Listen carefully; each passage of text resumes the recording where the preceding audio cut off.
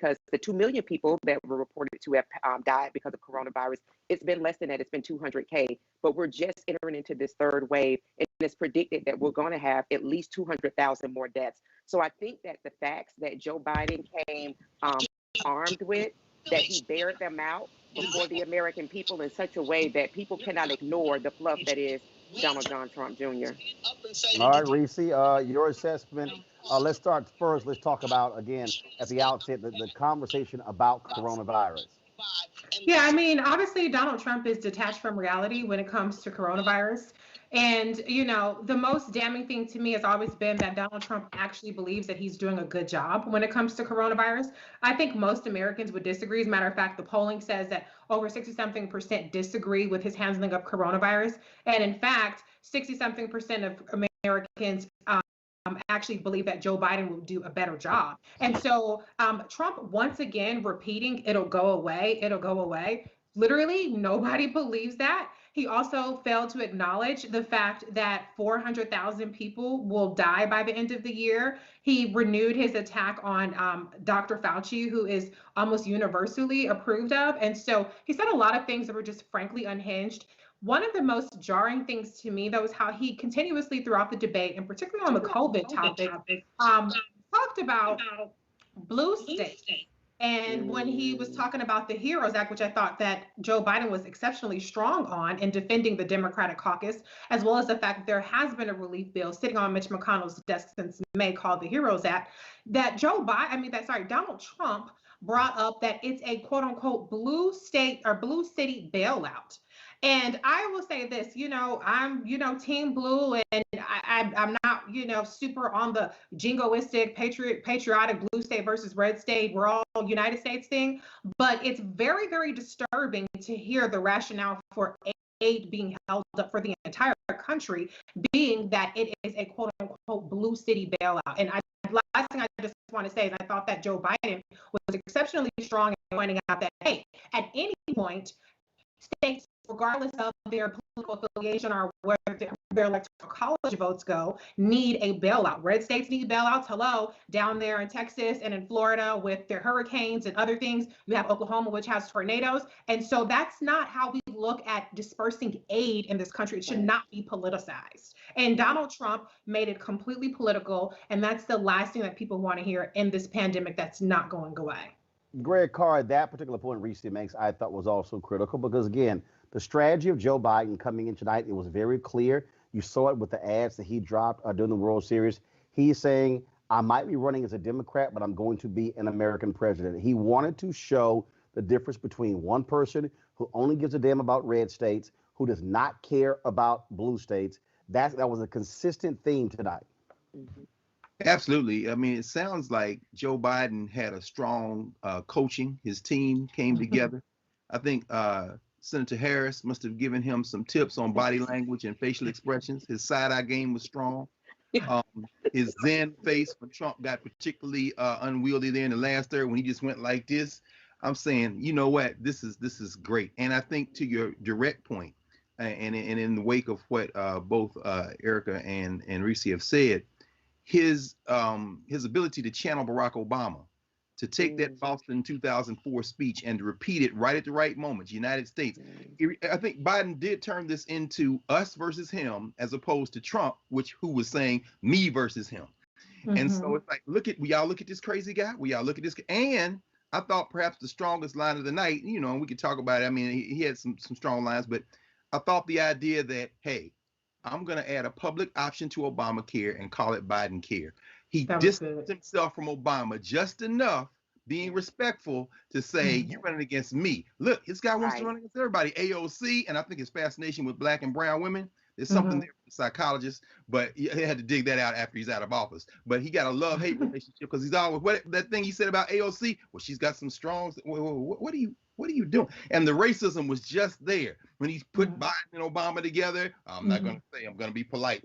You want to say the N-word? Is that really what you want to say? But Biden was able to create a little distance between himself and Obama, say you're running against me, and embrace all that white manness that allowed him to win the primary in the first place. But he got some help tonight, I think, probably from Obama and Harris, particularly in his coaching. I think when you start breaking down what took place tonight, obviously Donald Trump, he kept trying to come back to Hunter Biden, Hunter Biden, Hunter Biden, and what's interesting was this here, because when he first did it, I said, is he really doing this here? It was Joe Biden who brought it up.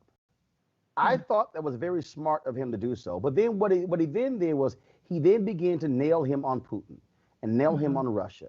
And what is it that you're not wanting to do? And it kept going back to that. And then at some point, then Trump decides later, even when they were talking about race in America, about the talk, he wants to bring up Hunter Biden again. And Kristen Welker was like, no, we're going to stay with this topic right here. And he kept trying to go back to it. It was like that was the only trick he had in his bag tonight. Donald Trump had nothing else. To me, this was the equivalent of Sonny Liston in his corner getting his ass whooped by Cassius Clay, and then telling his folks, go ahead and put the stuff on my glove. And then Liston has one, maybe two good rounds. And then once they clean the stuff out, Cassius just goes in and takes him out, and he doesn't come out for the ring. That's all Trump had tonight. And Biden was able to definitely knock it off, but really bring the thing back. And I really thought it jumped out, Erica, when Biden starts talking about families. What is this guy talking about? Families around the kitchen table. And I was going, does that fool hear himself? Yeah. Oh my God. Yeah. It took me back to the Dave Chappelle episode when he was mocking, when Charlie Murphy rather was mocking when they were over to Rick James' house and he was on the couch with those books and he was like, fuck your couch. I mean, that is exactly the energy that the son of a Klansman gave us tonight. And I so love that he said that because American people needed to hear that. He said, fuck your dinner table issues. He literally said that. And you know why he said that? Because he's never worked a day in his life. The $1 billion that he has in debt, he earned it because he doesn't pay bills. He's illiterate. He did not even take his own test to be able to get into college and even matriculate through those halls. So we're talking about a person that has no work ethic. He doesn't have an ethic because everything's been given to him from out of a bottle. And he went up against a grown man tonight that simply pivoted and spoke directly to American voters. There was a solid performance tonight. There was nothing. Joe Biden can really poke his chest out. I'm assuming that the fundraising is going to be crazy tonight. And those folks that prepare him for his debate, I remember his national press secretary, I believe it is Hogan. I don't recall his last name, the way he was boasting earlier today around Hogan the Gidley. debate prep Hogan Gidley, that they were doing around Donald Trump. There was no fruit there, but this is what we've come to know about the lion with no teeth. Reese, what was very interesting was when they got into, first of all, it was a number of different issues. And then all of a sudden you saw Biden just zero in and begin to hit him. Trump thought he hit Biden on the 1994 crime bill. All of a sudden he comes back, no, we did this and we did this. And for the first time, I can't recall ever, Reese, Biden saying that it was a mistake what they did with the crime bill. That was the first time that I can recall him admitting that any part was a mistake.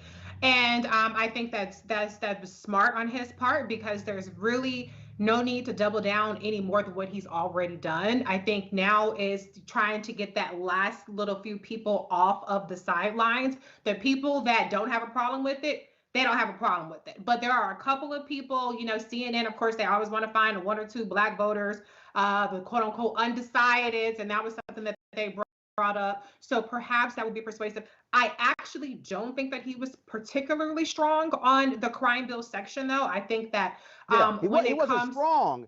No, he wasn't strong. But first of all, for him to admit it was a mistake. Yeah.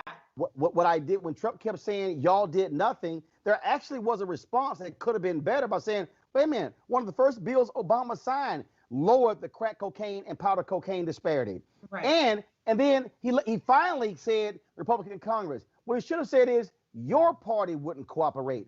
Right. Your Jeff Sessions, who you picked as your attorney general, would not cooperate. And then Tom Cotton wouldn't cooperate. We wanted to do it, but your party didn't. And then when Trump kept saying the First Step Act, I was sitting there saying, Joe, excuse me, Democrats passed that in the House. Yeah. Democrats improved that in the Senate. Don't you dare take credit for all of that when Democrats made it possible. I was sitting there like, hit him, Yeah. Joe, hit him with that. I think that to me, he conceded the criminal justice portion way too much to Trump. It blows my mind that they don't point out that the very first act of Donald Trump's Department of Justice. We know that the first act of John Kelly was the Muslim ban, but the first act of the Department of Justice was to actually roll back the reforms that Obama and Biden put in place under the Eric Holder and the Loretta Lynch Department of Justices to seek the harshest crimes, charge people as harshly as possible, even for marijuana possession, and seek the longest sentences. Okay, they still have not mentioned that private prisons are booming under President Trump, which is something that Obama and Biden again rolled back under their tenure, and they haven't mentioned all of the ways that the William Barr administration is targeting these blue cities that they want to talk about with this Operation Legend, I believe is what it's called. And so I just think that perhaps with Biden, they made the calculation that the criminal justice portion is something that they just want to get off the topic. Not a bad Yeah, but they don't have to. They don't have to. But one thing I can say is I don't think that Biden has ever been particularly strong on that because he's not a guy who's really a good justice speaker. Like Senator Kamala Harris knows how to have the justice conversation, which Biden doesn't. So I think he's conceding too much. But I still don't think that he's equipped to really handle it in any better of a way. But the deal there, Greg, though, what was sitting there was, again, because you hear Donald Trump, he did it 3 times trying to invoke black men. You can look at the numbers, see how well we're doing. And I'm like, Joe, why don't you tell those black men why you won't support police consent decrees? Why don't you tell those black men why you accept private prisons? Why don't you tell those black men why you've attacked progressive DAs when it comes to fighting mass incarceration? You put a bullseye on their back. See, to me, you got to force him to defend Jeff Sessions and Bill Barr. I agree with you, of course, but I don't think Trump would have any problem defending Barr or Sessions. He has no problem defending anything. I mean, he defended Kim Jong-un. So, I mean, he doesn't have any problem defending, but, it's very interesting. Of course, we know the Democratic Party is not monolithic. It could fracture at any moment. When this election is won, you're going to see it pulled in several different directions. Joe Biden is an old white man. And tonight, given the fact that he can't really defend his record on criminal justice, Reese is right. I mean, I don't know how far he could go, but given who he has been over the last almost 50 years and given who he is now, I don't know that I've ever heard him sound more progressive. Like Will said, in other words, it's clear that Biden, maybe the strategy has now, right before we go to the ballot box, I'm going to go straight progressive because he damn near sounded like the Green New Deal on energy. And even when it even sounded like he was going to take on the oil lobby. When Trump thought he had him cornered with about 10 minutes left, you hear that Ohio, you hear that Pennsylvania? He said, yeah, we're going to create millions of new jobs in the green. I mean, he didn't say green. And interestingly enough, neither did Trump. So it was like Joe Biden, when he came out for the fight for 15, I said, is this Bernie Sanders up here talking strong on the fight for 15? Right. And that's what I mean. He had some bass in his voice on $15. And you're exactly right, Roland. And shout out to Kristen Welker, who showed you how to moderate, who hit all the high points, hit the main themes, and then came back and she left the environment for last. And it was very interesting to see. I thought that perhaps even in terms of foreign policy, Biden was strong, but he sounded like the kind of progressive that some of the progressives who, as Reese said, maybe a little bit on the fence, could say, okay, we can work with this guy. It was very interesting to hear him tonight. Here's what I really, when you talk about looking at those two and really how he bore in, certainly when Biden was talking about $15 an hour. But here's why the end was important. Kristen Welker asked Donald Trump a question about black people living near oil fields. Blah, blah, blah. And then Biden says it's called fencing. And then this is what it's called. And this is what I've experienced. And he doesn't And know it's, anything about that. it's cancer. And he said he said he doesn't know it. anything about that. Exactly. I was like, get his ass. I was like, Erica, get his ass. And it basically was like, let me explain to you what this is. And then what Biden did was he talked about it, how it affects black people, but then said, we also experienced it in Pennsylvania, basically with white people. He connected the two by saying environmental issues impact, yes, environmental racism, and it impacts white folks as well. That was but it was he gave a lecture to Trump, and it was essentially like, little child, be quiet, grown ass man talking. Well, yes. He painted a word picture. When he said, my mom hit the windshield wiper and the oil slick, he's going for the, excuse my French, white trash vote. Yes, and he said, where I come from, people don't live off the stock market. In other words, he's now going to try to reach into those precincts where somebody who's a Trump voter sat up and said, well, damn. And maybe for the first time, racism notwithstanding, they said, that's a rich dude talking to somebody who grew up like me. Remember when Trump tried to take Scranton from him? And he was like, yeah, nah. See, my people don't, people where I'm from, people don't live. I was like, oh, yeah, you didn't really grow up in Scranton. Trump was flavor, man. Like, sit your boarding school ass down. Yeah. Cadet Bone Spurs. But look, Trump was so overmatched. First of all, it looked like perhaps they had given him something and it began to wear off as the thing continued. And Joe, you know how it is, how any of us are, when you're in a meeting or you working and you see the clock and you realize you ain't got about 10 or 15 minutes left and you get that second win. By the time Joe Biden got to that last 20 minutes, he said, Abraham Lincoln here. He was feeling good. Right. Oh, yes, Abraham Lincoln here. Because Trump basically said, well, essentially, I've done more for blacks, maybe even more than Abe. It was like, motherfucker, he freed the slave. But can we talk about, though, like, a lot of Trump's language, even in the climate change section, was disturbing. It was very racist. I mean, he called Russia filthy, which, whatever. China. He called China filthy. He called India filthy.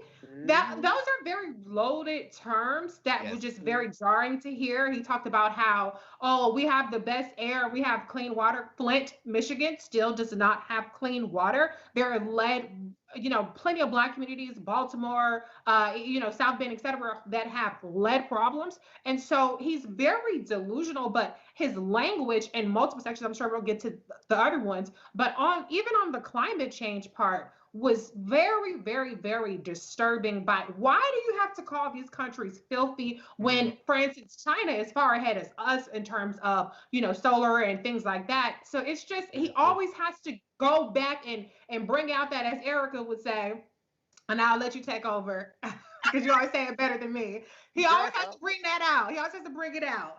Girl, because he is the son of a Klansman. And for somebody who was calling a whole country filthy that you have money in, then take your damn 1492 money from out of China. We're also thinking about in March of this year, this is the same person whose EPA rolled back protections in communities that need it the most while we are suffering through a pandemic that is airborne. So, and then he had to use the word, the most cleanest air, just all of these very, I want crystal clear air. We got the clean. We're sitting there going like, boy, sit your ass down. But Biden, as you all said, I mean, the criminal justice, sure, definitely a weak spot. Also, no, but wait, hold on. We cannot overlook the fact that he hit his ass on the Central Park 5. Yes, he did. I missed that. He did. Oh, that was he wait a minute, and not as a Central Park 5. He said, "Really? You talked about marauders going around in Central Park. Yes. You were sitting here calling for the death penalty of after the central after it was clear that they had not been they actually didn't do it. Then he said, "You were the one descending down the staircase talking about Mexican rapists." No, That was good. he hit him on Yes. that and made several other points about no. Don't try to play all of a sudden like you Mr. I love black people when you were doing that. Trump again lied about HBCUs, lied his ass off. He was lying the whole time. How he made funding permanent. Lie. We've already refuted that with Dr. Walter Kimbrough, who broke the whole thing down. But I think when I put it all together, was Donald Trump crazy in crazy land like it was last time? No. But what you saw tonight was the difference between one person who has no plan for a second term, and over here, one person who lays out an agenda to move the nation forward. Red. It's true.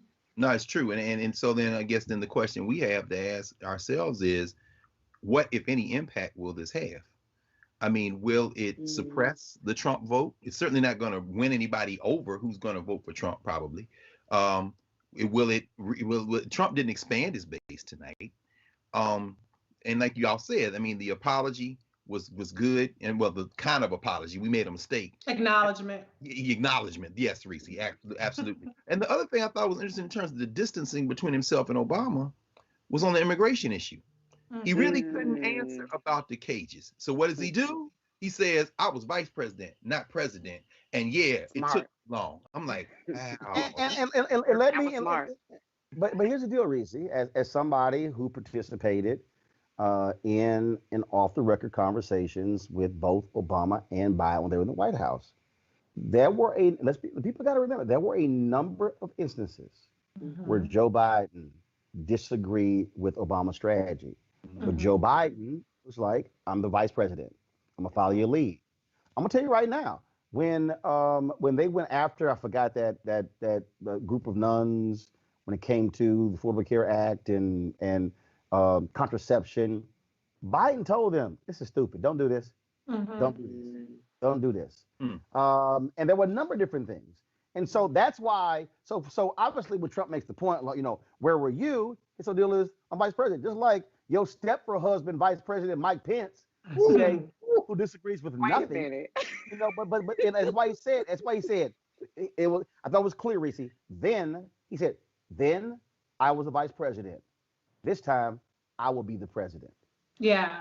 I thought that he was overall incredibly strong on immigration. I think that he let the caging part just hang out there too much, even though, to his credit though, whether he refuted it or not, Trump is going to keep repeating it because that's what he does. He just keeps repeating the same talking points. But I thought he was incredibly strong. Trump doesn't give a shit about separated parents. He just doesn't care. But I think that Biden was very strong to talk about. It wasn't coyotes that brought over these children. Their parents brought over their children. I thought he was incredibly strong when it came to DACA, and when it came to the fact that, you're talking about 5-year-olds, people who've never known another country. We've heard all the horror stories about people who have been deported by this administration who are DACA, are kind of close, maybe not exactly qualifying for DACA. And so I definitely think that he was really, really strong. And, Trump really, really beat himself up really bad to me when he was talking about this whole catch and release. And I thought that Biden did an excellent job of explaining what quote unquote catch and release is. It's about refugees.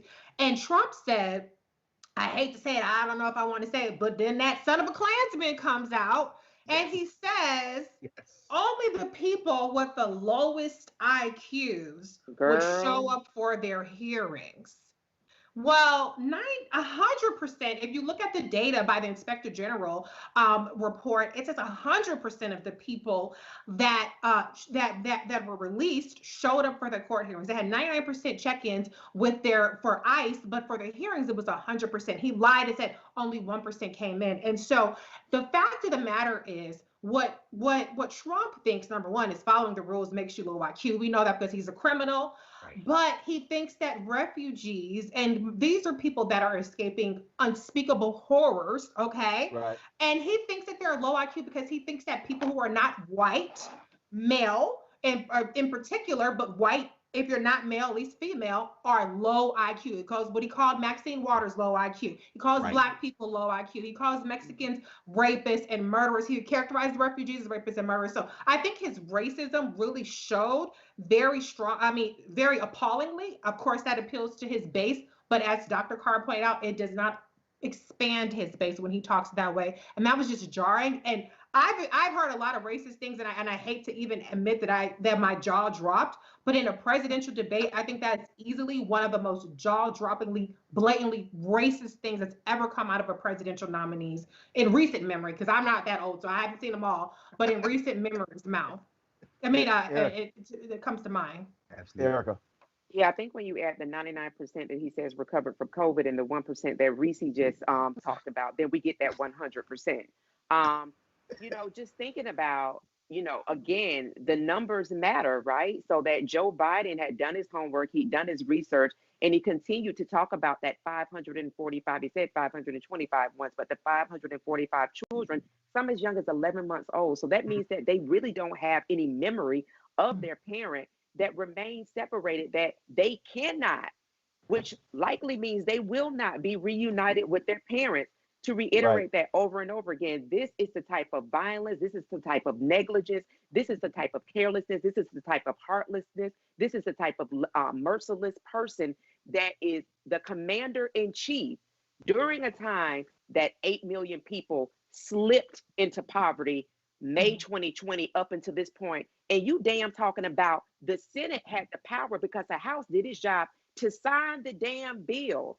But decrepit, gangrene hand Mitch McConnell has them laying at his feet that he has not signed them. And 8 million families, and you're talking about disproportionately Black and brown people, make up that number. That this is the type of person that people, if they do not vote presidential, they are aligning themselves with him.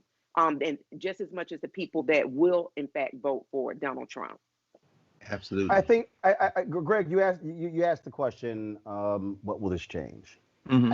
I think what it does is it solidifies how Biden is going to close this out. He kept saying, I'm going to be the American president. I'm going to be the president for all of the country. While he is doing that, Donald Trump is still going off on his tangent. He's still going off on his rant. He's still over here in Never Never Land. Oh, blah, blah, blah, blah, blah, blah, blah, blah, blah. And Biden's like, no, come back here. That to me, again, is the best closing argument. The ad that he dropped, with Sam Elliott was so important because what it was speaking to, again, is where we are as a country. That's what it was speaking to. And I thought that was most important. And I think that what's going to happen, and I do want to touch on this piece here that we also heard tonight. You heard all the back and forth with the foreign policy, things on those lines. Would have been great if they had brought up Nigeria. But after tonight, don't you think Kristen Welker should be the new host of Meet the Press? Come on, 1 o'clock. No. Help us, Roland. Explain this to us, because clearly it's not based on talent. We know white men are the ultimate affirmative action. But what do you think is the reason Chuck Todd still has a job? This can't just be because Chuck Todd was anointed by Tim Russert. He was handpicked by Tim Russert. Okay. That's why. Okay. That's why. And the reality, reason? And the reality is, I don't know of any. You can't show me any African American who be given. First of all, not only is Chuck Todd hosting Meet the Press, he's also, they gave him a new show, Peacock. He has something else online. It's all kinds of stuff. It's like, really? Here's the thing here. I think out of all these debates, first of all, it's very clear. Kristen was not having none of it. No. You were not going to walk up. She also was not going to be apologetic like Susan Page. She was not going to sit here and beg to be respected. And look, this is what happens when you're a black woman. I say also when you're a black man, your ass gonna get to look like, don't your ass cross that line. Right. Now here's the deal. All that crap Trump talked before, all that trash in the Kristen Welker, who said wasn't debate? I gotta say you're doing a good job tonight. But she's like, I Don't try don't need your he tried ass to tell me that. he tried to put that little rabbit punch on Kamala, and then Kamala, and then he came back. Oh, but you, But I'm again, let me say this now. I know how media works. If somebody white performed like Kristen Welker did tonight, oh yeah, television execs would already be saying, we're going to move this person into a major slot. If Kristen Welker does not have a major slot at NBC or another network come January 1, folks should have some problem. She, again, not one time did I complain about the debate moderator tonight. no. In fact, Not one time. Well, I remember. I remember when she was local news in Philly. I was living in Philly at the time, and so her ascent has probably been slower. I wonder, why it's taken this long. I mean, in fact, Don Lemon was in Philly at the same time at the local affiliate, and so Don Lemon has moved faster than Kristen Welker. But tonight she definitely showed how to take charge, and maybe about halfway through, when Trump tried to overtalk her, she just turned up the volume and shut him down, and he backed up. Right. What I'm saying? Right. But And that's what I'm saying. She was like, "Don't your ass cross the line." I thought tonight was Tonight was how you are to moderate a debate. No, we're moving on. Right. No, I have some other questions. No, 10 seconds. And see, it wasn't like, okay, I'll let you respond. It was like, you got 10 seconds. Next, let's go. That's how when you're the moderator, you moderate. Yeah, I think overall I'm like 99% satisfied with what she did. I thought she let a little bit of the Hunter Biden stuff and some of the conspiracy theory stuff go on a little bit longer than what I would prefer. However, overall, I think she was absolutely heads and shoulders above everybody else in terms of her moderation. I liked how she allowed the back and forth, because that's what a debate is supposed to be. It's not supposed to be like, I make a statement and then you make a statement and then, Right. So she did allow a little bit of the interaction without it being the over talking and being the very disruptive nature that we saw in the first and only other presidential debate. So I think she was very strong there. I thought that she was very strong in terms of the questions that she asked. I like that she asked specific questions to both candidates, as well as allowing the rebuttals to be in a meaningful, substantive way, aside from everything that came out of Trump's mouth. So I think she was incredibly strong. And it's not her fault, the race conversation was not really a race conversation. I really would like, but one last thing, I would. That's true, but I'm feeling. Go ahead. I'm feeling.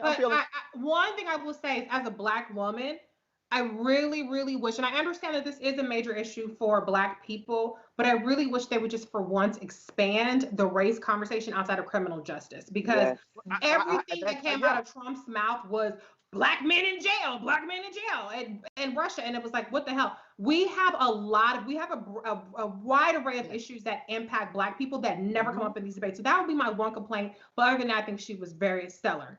Yes. But here's the deal though, Erica. That's also mainstream media. Look. Yesterday, I opened the lecture series, the presidential lecture series for Virginia Union University. Yeah. And it was called "The Past, Present, and Future of Black Media." And this is what I said in that lecture series. And y'all, we're going to be restreaming it on our platforms. You can go to my YouTube channel. You can see it after we're done here. This is what I said. I said, when you work in mainstream media, you are trained to think and process like mainstream media. Mm-hmm. I said, you're trained to see stories through the prism of mainstream media. Uh-huh. The prism of mainstream media is a white prism. Yeah. So you have been trained and conditioned to think that way. So if you want to bring up race in America, mainstream media looks at race in America through a criminal justice, riots, protest, yelling and screaming prism. Mm-hmm. What I said in my lecture, I said, when you work in Black press, you have to think through a Black prism. Mm-hmm. It's hard for a lot of Black journalists who have worked in mainstream to then work in Black press, because they bring that mainstream media thought process with them. Whereas when you were in black press, that's why I think the reason I have been the way I am in my career is because my first paid job was at the Houston Defender. Hmm. So my training was in a black news space where I saw a black publisher, a black managing editor, a black production chief, a black senior staff writer. And so I look at news differently. I see black first. And so I think that's part of the deal. Anytime you see this, Erica, where that, to Reese's point, when it's brought up from a mainstream black journalist, that's likely going to be the prism because they've been trained in mainstream media, and that's always been a problem. Right, and you brought to the point, around this is why diversification is needed within media, particularly in the editorial positions as well, executive leadership positions, because the same kind of white men lens. I grew up in the Brokaw era, but even after I would watch the news, I was always challenged around what I heard in conversations where the conversation was about food stamps. The imagery that always came up were black women, single black women, not black families, but these single black women who were going to these going to, stand in line for welfare checks, and they were probably frauding the There system. you go. However, we know that the data says that it's not mostly black folks that are on welfare. It's mostly white people that are on welfare. But if there is not if you don't have that kind of training that you have had, Roland, or if a person is not challenged around kind of the imagery that they're seeing, the way that they're being imprinted, the information that they're being given, if they don't do that, have that intellectual curiosity to do the research, the imagery wins all of the time. Right. And so that is the thing that we're constantly battling. And then even thinking about with Meet the Press, like how Chuck Todd has been able to slide up into that 1 o'clock spot after Andrea Mitchell was just completely a nap session. And thinking about that could be a Kristen Welker, as you said, or somebody who is able to bring us objective news that will really keep people informed in a way, not exactly the way, but in a way that this platform does. So I think that kind of as people really tear away from it ain't gonna be like this. Kinda. They Hold can up. take Hold an up. This why ingredient help. this right here, why it ain't gonna be like this. Sure. For sure. But there has That's to it. be that challenge. There has to be that challenge, and this does not come from kind of that fire hose Right. of mainstream media. It's actually on the other side of the screen as well. For instance, to Reese's point, Greg, if you're gonna bring up race in America, to me, this is the question.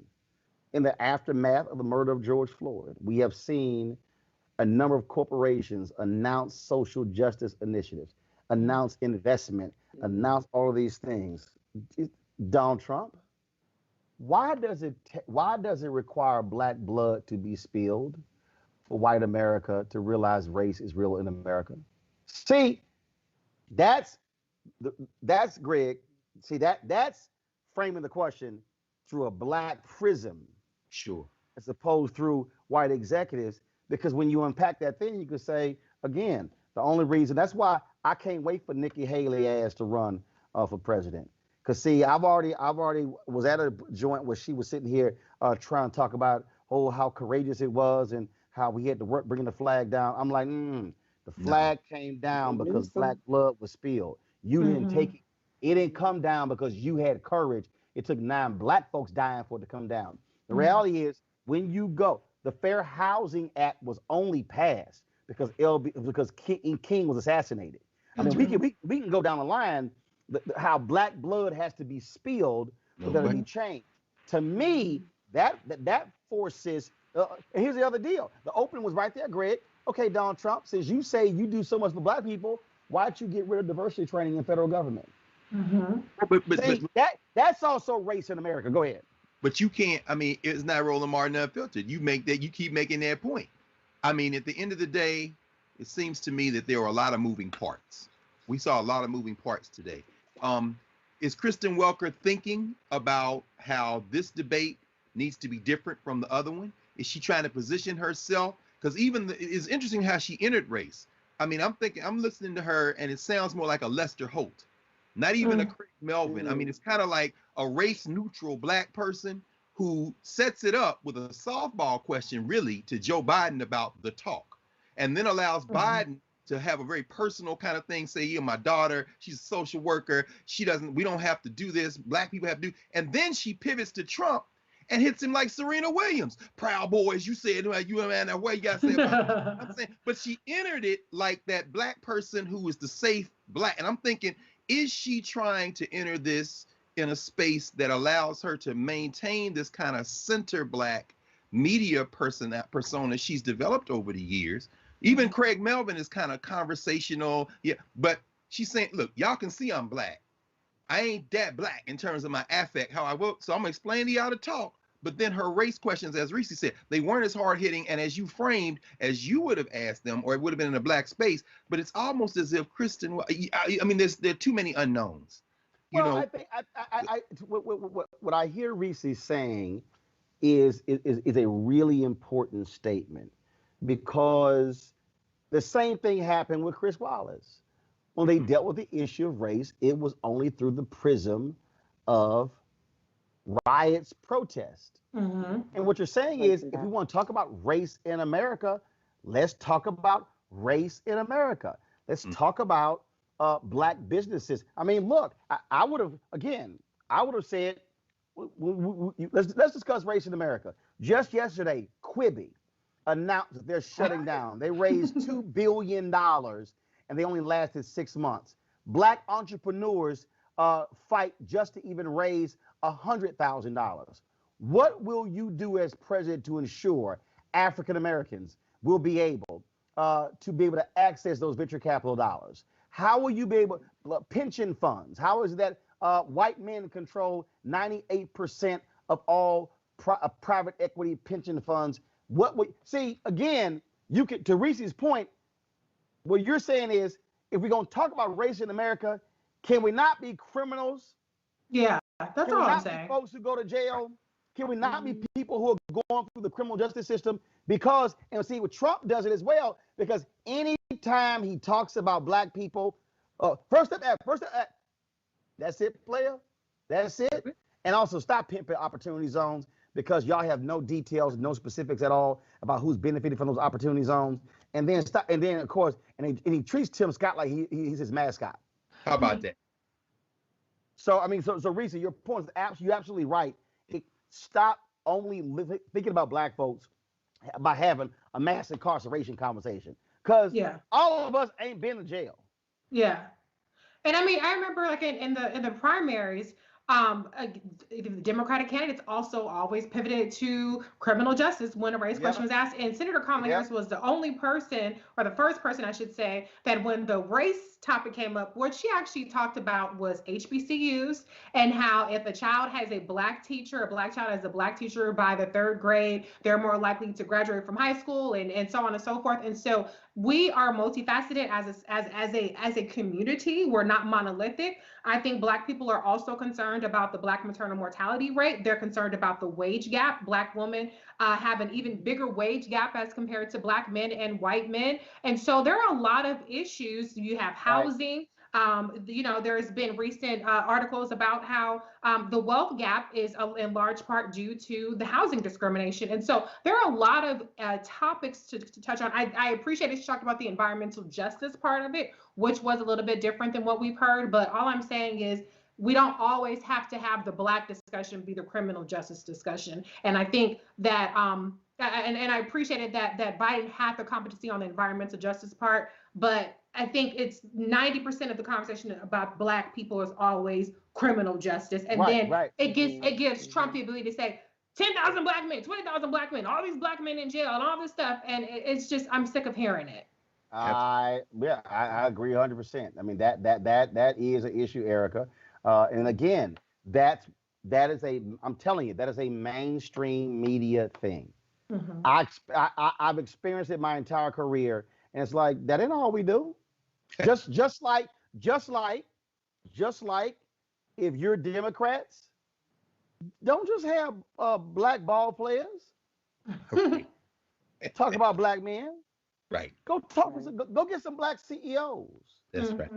Go get some black blue collar workers. That's right. Uh, go get some brothers who are single fathers. But see, Mhm. again, though, Yeah. that, again, what happens is uh, whiteness sort of drives that whole deal. Well, we're talking about them. We can bring this up. No, no, no, no, no. We are way more than that. The complexities are way more than that. All right, folks, 11 days. 11 days. We're going, of course, today's Thursday. Next, you got the final week of campaigning next week for your election. What do you think happens with Trump? What happens with Biden over the next 11 days? Erica, I'll start with you. Trump is going to get wilder. I know just yesterday in Atlanta, he, um, um, um, what is it with the sentence? He commuted the sentence of a teacher from Atlanta It that was was like it was like it caught was up like in 20 a, people. yeah, and she was unfortunately caught up in this food stamp scheme. The sentence that she received was absolutely ridiculous. So I think he's just going to become wilder, continue to hold more rallies, continue to do things like that. Which shout out that she's let out, but she's kind of the next Alice Johnson here on the list. But he's going to continue to really try to go after kind of those Hispanic men, Hispanic women, and Black men. And I think that kind of the wising up piece around folks who are maybe unregistered, maybe hopefully that they'll go ahead and get registered in those states where they can still register, because I don't believe that there are any really undecided voters. It's just really unregistered voters. And I think that, people just really need to be geared up. I mean, we've already seen where as Biden called them the poor boys, which is what I prefer to refer to them as now, the poor boys, that their tactics and sending emails out to folks to really intimidate them, that voter intimidation, that those type of deterrence actions are going to go. But I think that because people are getting armed with more good information, that people like we were just at the voting precinct today here in Northern Virginia, lines wrapped around the building. People are getting out and they are voting. And so I think that that's going to continue to happen. And I hope that people are continuing to participate in phone banking. I've been getting a lot of those texts come through. I just really think that we'll continue to see numbers of 40 plus million that we've already seen votes casted. We'll continue to see that go up. And again, Trump just get wilder. Reese, what do you see the next 11 days? I think that Trump is going to double down on voter suppression. That's what the GOP is banking on. This is their last resort. They have an emboldened and sneaky, I would say, also Supreme Court that's going to increasingly rule in their favor in terms of voter suppression. But in terms of tactics, I don't expect to see any difference in Donald Trump. GOP pollster Frank Luntz called it the worst campaign ever. They have, I think, $60-something million of cash on hand. You have GOP, operatives jumping ship or trying to distance themselves from Trump. So I think what we'll see is a desperation from the Republicans to try to hold on to the Senate. And I think we're going to see, particularly towards Black people, a fever pitch when it comes to disinformation and misinformation. On the flip side, the Biden campaign, the Biden-Harris campaign, seems to be really hitting on all cylinders. Biden tonight made a closing argument. He understands he has to get in those people off the fence. Voter turnout so far in early voting has already exceeded all of 2016's voter turnout. So the numbers look spectacular. I want to see them. I know that I think that Texas is winnable, but I think that they're very, very, very smart to focus on the Midwestern states. That's where your bread and butter, that's where your almost guaranteed electoral college win is going to come in, between Pennsylvania and Michigan and Wisconsin. That's where they really, really, really, really need to hunker down. If you get spectacular numbers, then sure, go for Texas and Arizona and for Florida. But I think that they're really, really, really getting stronger at messaging. I would like to see more graphics, but I think that the one last thing that I would say for them, get that economic message together. The healthcare message is good. Biden was exceptionally strong on that, but the economic message that's a part where they are far superior to the Trump campaign, and people want to know they're going to have more jobs, almost 8 million more jobs under Biden. Their income is going to go up. That's something that Trump lied about tonight, and their taxes will go down. If they can really hammer home, you get better health care and you get more money, then this will be a no-brainer, and it will be an even bigger blowout. I'm saying that. I know that sounds super optimistic. People still have to vote, but they have a winning ticket. They just got to hammer those last 2 points home. Greg? I think basically, like Erica said a little earlier, you need to rewind that last 10 minutes and play it over and over again. Reese, you just gave them the roadmap. You got to hit hard and keep going. And we got to bank as much of the in-person vote as possible. I mean, Roland, first time you've been on a plane since the plague hit, you went home to vote. And we got to bank that vote and expand the voting base, because I suspect that many people who are voting early, like we all are people who were going to vote anyway. So now we got to turn around and get those people who might not have were going to vote.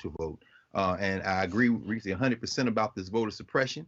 I'm very wary of this North Carolina case and the Pennsylvania case, because you're going to have that woman on the Supreme Court, and that will give them the 5-4, because I'm assuming John Roberts may still go with Sotomayor and them because he realizes it's all slipping away.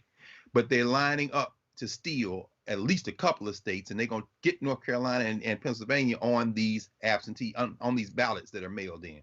I think I agree again, Reese, what you said I think is absolutely true. The last 2 minutes, Biden's last remarks, that was the closing speech that he needs to now amplify. He can ride that straight in. He mentioned everything from systemic racism to a message of economic hope, and not hope based in the past, but based in the future, based on renewable energy and clean energy. It was a very, very powerful closing speech.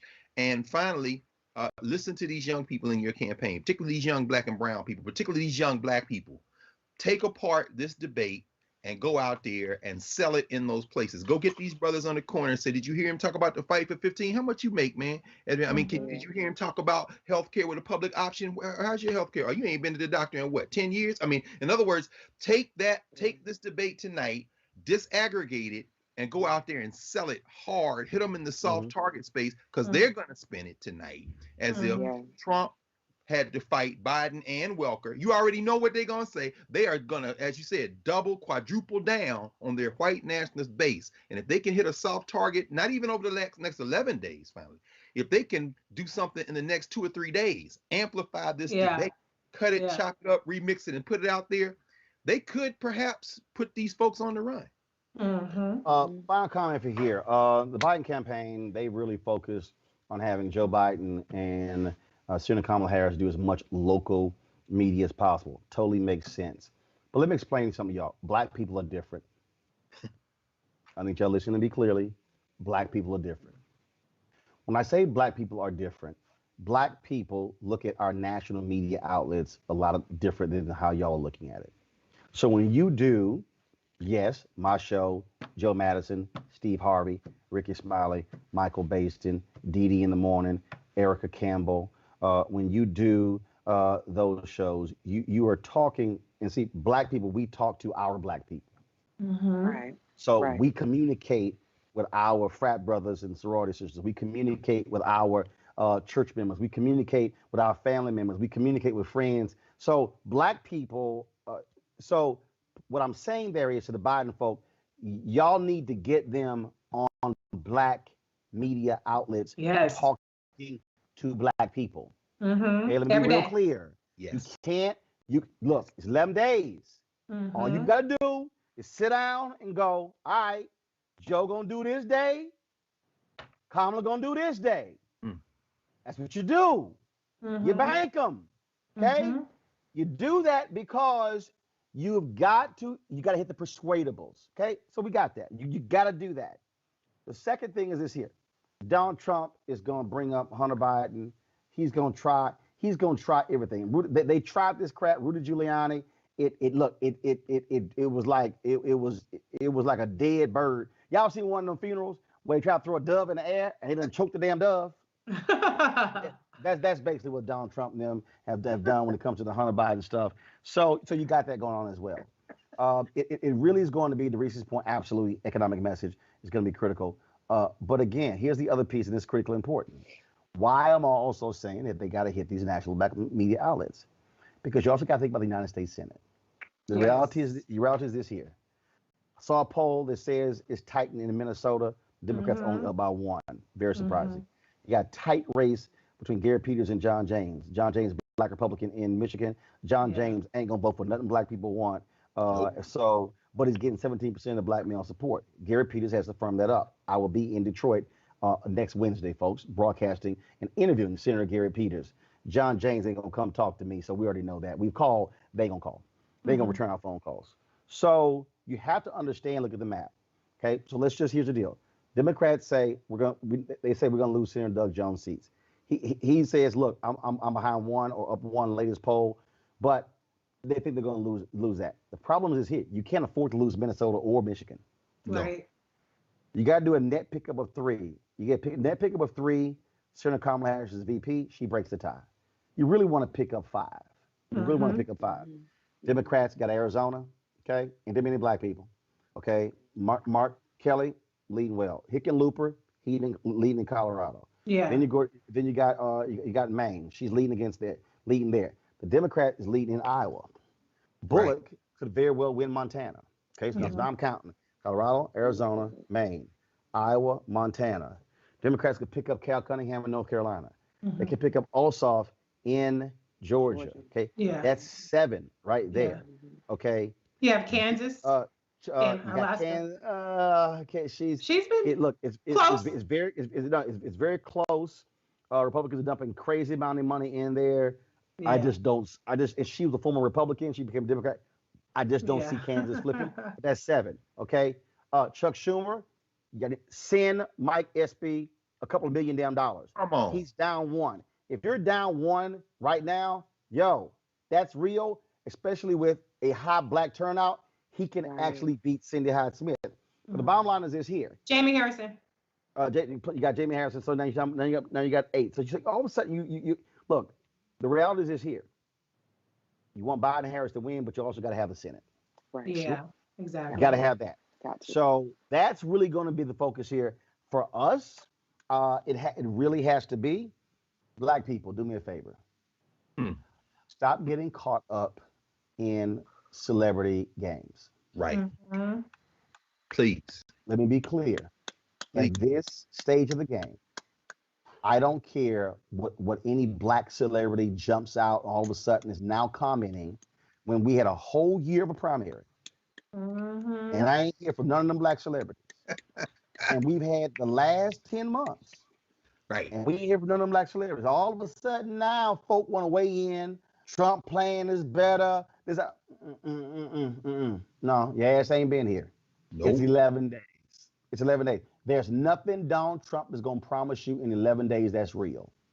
So if you're a black celebrity, stay quiet, tell folks to vote their conscience, and then wait to see who wins. And then, let me be perfectly clear, and then we turn the screws up. Because let me be real clear with everybody out there. And I know I love these people. Roland, you sitting here, you pushing Biden on us. No. I'm not pushing Biden Harris on you. I'm trying to get your ass to see that Donald Trump and Mitch McConnell appointed a 33-year-old white woman, Catherine Mizell, to a federal bench who graduated from law school 8 years ago. And when they asked her about her legal experience, she brought up when she was an intern. She's going to be a federal judge for life. So what I'm trying to get y'all to understand is that we're not voting for the next 4 years. We're voting for the next 50 years. We're voting for the federal bench. We're voting for the Supreme Court. We're voting for expanding the Supreme Court. We're voting for the level of policies. And y'all need to understand, because see, I got the receipts. Don't think for a sec. Barack Obama and Michelle Obama don't text me. They don't email me. Right. They don't call me. Nope. You don't know why? Because I pushed him when he was in the White House. Yeah, they don't like that. From day one. So y'all need to understand. I am going to push Biden Harris. Yes. I'm very clear. So when y'all had these other fools out here say, oh, you trying to get a job. I need y'all to help y'all out. I make more than White House staffers. My wife ain't trying to have no damn pay cut. So let's just be real clear. I don't want to work for a politician. I have the freedom where I am right now. What I do understand, the things that we want to do from economically, the things that we want to do when it comes to education, the things that we need to have happen when it comes to our neighborhoods, all those different things, I know where it's likely to happen and Yeah, who is going to be sitting in the Oval Office in the old Executive Office building, that's right. and that's Biden Harris.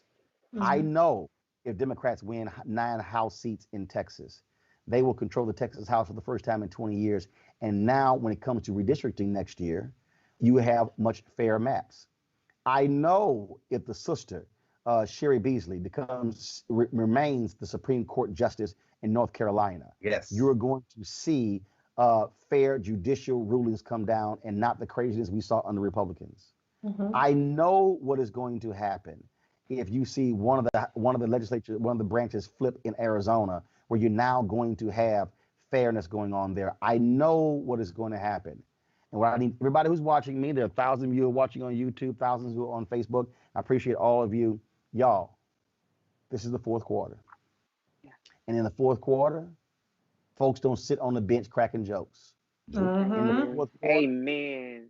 fourth quarter, folks not sitting here tying another person's shoelaces. Nope. In the fourth quarter, they're focused on the game. In the fourth quarter, everything narrows and have tunnel vision because they're trying to win. We do not have time to hear what the hell 50 Cent got to say. At Okay? all. Because he may be At called all. 50 Cent. Some of y'all ain't even got 5 cents. So what we need to be right now is focused on Right. driving our people. Trust Mhm. me, the Right. Republicans know how much Donald Trump is in trouble. Mhm. Jamie Harrison tweeted today that 57 million he raised in the third quarter, that money is gone. The Republicans are dumping about $25 million in South Carolina right now. They are Mhm. scared to death. Folks, we have them on the run. Now is the time for us to drop the hammer and, Yes. as they say, close strong. We're going Yes. to be covering it tomorrow. I'm going to be in Florida with Desmond Me, Sheena Me, the Florida Restoration Rights Coalition. They have a huge event taking place on Saturday with Common. I'll be emceeing that particular event. We'll be live streaming it on Roland Martin Unfiltered. Next week, we plan to be in South Carolina with Jamie Harrison. We plan to be in we've already been in North Carolina. We plan to be in Georgia with Raphael Warnock. Wednesday, I will be in Detroit. I will let y'all know where. Y'all can actually come out, social distance event there. I'll be And be interviewing. careful, brother. That's a lot of Yeah. traveling, man. Oh no, no, no. First of all, I got disposable hazmat suit. Okay. I got goggles and a face shield. Okay. I got N95 mask. I got. Oh no, no. Let's be clear. No, roll. No, I got all that. So Oh, we ain't gonna have no, no, no. I know I don't play that at all. So we got all that. So we got. But the bottom line is this here: we have to be in those places yeah. because we have to turn our people out. If Yes. Right. black people vote our power, Yeah. we Mhm. change Yeah. the game. If Yes. we vote our numbers, we change the game. We have to be willing to change the game. Reese, Erica, Greg, I appreciate y'all with this post debate conversation. It's Yes. been a long day. Thank It's you so been very much. fun. I gotta Appreciate go you, pack. Roland. All right, Thanks, folks, and remember, safe travel. black owned media matters. You see, if y'all want to know out there, and I'm just gonna be my last point, and y'all heard me say it. If y'all want to know out there in black owned media who actually cares about giving you the issues, find out who was live tonight. That's it. Ask ask the question who was live tonight. Go ahead, take y'all time. I want y'all to go down the road. Did BET have a post debate show? Did TV1 have one? Did Bounce have one? Did OWN have one? Did Aspire have one? Did Afro have one? Did the Griot have one? What's the other one? Did Essence have one? Ebony, Black Enterprise? All I'm saying is this here. There's a reason we have this platform because we know you want to go somewhere to hear our perspective and to hear it straight. And so support what we do right here. Lean this way. Cash App, $RM Unfiltered, PayPal.me, R Martin Unfiltered, Venmo.com/RM Unfiltered. Money order you can send to New Vision Media Inc., 1625 K Street Northwest, Suite 400, Washington, D.C., 2006. A shout out to Keenan White for helping us as well. And all them other so-called new black media people, they asked quiet tonight too as well. You know why? Because they got no real ass shows. They fronting. And if I did a roll call on y'all asses, I give you more attention than you ever deserve. All right, folks, I gotta go pack. I'll holler at y'all later. Holla! Bye, Roland.